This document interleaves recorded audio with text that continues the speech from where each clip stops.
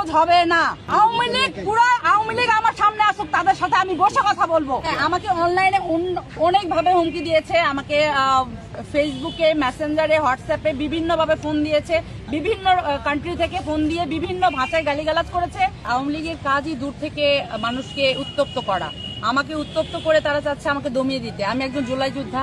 আমি ঠিক আগে যেমন ভাবে সংগ্রাম করেছি এবং আওয়ামী লীগকে প্রতিহত করেছি এবং ভবিষ্যতেও করবে। তারা যত ইচ্ছা আমাকে হুমকি দেখ, ধুমকি দেখ, তারা কি করতে পারে আমি ঠিক সেটার জন্য অপেক্ষা করতেছি। তারা কি করতে পারে সামনে আসুক, আমি চাই তারা সামনে আসুক। তারা যে কতটা ভয় পেয়ে গিয়েছে এই সামান্য একজন আওয়ামী লীগ কর্মীকে মারার জন্য, যে তারা হাজার হাজার মানুষ আমাকে হুমকি দিচ্ছে, এটা তো আমার জন্য খুব মজার। এটা আরো দিক, আমি চাই তারা সামনে আসুক, এসে আমার সাথে ফেস টু ফেস করে চা খেয়ে কথা বলুক। দেখা না দিয়ে কি আসলে কথা হয়? তারা যে আমাকে কতটা ভালোবেসে ফেলছে এটা তো বুঝতে পারতেছি। এরা পারতেছে না নিতে পারতেছে না। সামান্য তারা এত বড় একটা দল, এত বড় সংগঠন, আমার মতো একটা থুনকো মেয়ের জন্য তারা এত কিছু আমাকে হুমকি দিতে হচ্ছে। ছি ছি ছি ভাই, লজ্জা। এটা আওয়ামী লীগের জন্য লজ্জা, এটা তাদের জন্য লজ্জা, আমার জন্য খুব আনন্দের। কারণ এনসিপি কে তারা ভয় পায় এবং ভয় পাবে। আমি একজন জুলাই যোদ্ধা, আমি মাঠে ছিলাম, আছি এবং থাকবো।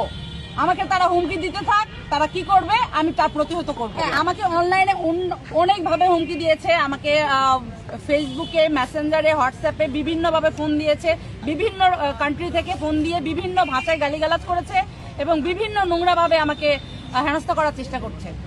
তাদের এই হুমকি থেকে আপনি ভয় পেয়েছেন কিনা? এক ফোঁটাও ভয় পাইনি, বরঞ্চ আমার মজা লাগতেছে যে তারা আমাকে নিয়ে যে সমালোচনা করতেছে, তার তাদের মধ্যে এতটাই ভয় সামান্য একটা কর্মীকে নিয়ে। আমি তো এনসিপির একজন সামান্য কর্মী, একজন জুলাই যোদ্ধা, তাকে তারা এত ভয় পায় যে তাকে নিচু করার দাবিয়ে দেওয়ার জন্য তারা সকলে মিলে চেষ্টা করছে। আমার মিনিমাম 500টা ফোন আসছে কয়েক সেকেন্ডে বা কয়েক মিনিটে। এটা তো আনন্দের বিষয় যে তারা একটা জুলাই যোদ্ধাকে এত ভয় পায়। ছি, ধিক্কার জানাই সেই চোর, সেই স্বৈরাচার, সেই খুনি হাসিনা, সেই স্বৈরাচারের প্রত্যেকটা দলের প্রত্যেকটা ব্যক্তিকে। তারা দিয়েছিল ওই মহিলার গায়ে কোনো পুরুষ হাত দেয়নি, বরঞ্চ আমি তাকে আমার রাগ হয়েছে কারণ সে তারপরও গাড়িতে উঠে সে নোংরা ভাষায় সে কথা বলেছে এবং জয় বাংলা স্লোগান দিয়েছে। তৃতীয় নাম্বার, বাট এর আগে সে জিয়াউর রহমানের কবরস্থানে যে কবরের মাটি খনন করার চেষ্টা করেছিল লাশ উঠানোর জন্য। ইনি অনেক সাহসী একজন মহিলা এবং এখানে এসে 32 নম্বরে সে করে। আমাকে দমানো এত সহজ হবে না। আওয়ামী লীগ আমার সামনে আসুক, তাদের সাথে আমি বসে কথা বলবো।